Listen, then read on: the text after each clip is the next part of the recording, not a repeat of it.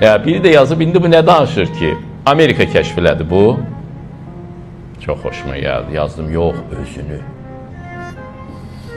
özünü kəşf eləyibdir. Onun bütün sevinci buna əsaslanır.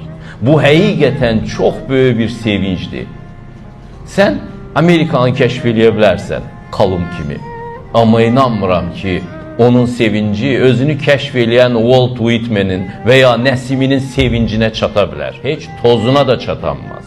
Walt Whitman'lər təsadüfən özlərini kəşf eləyirlər və sevinclərindən qəş eləyirlər. Bu həqiqətən dünyanın ən böyük kəşfidir. Kaş ki biz bu qədər elmi tərəqqi dalınca düşməyəydik, amma özümüzü kəşf etmək yoluna düşəydik. Üzümüz daha çox gülərdi. Qəlbimiz daha çox çiçək açardı.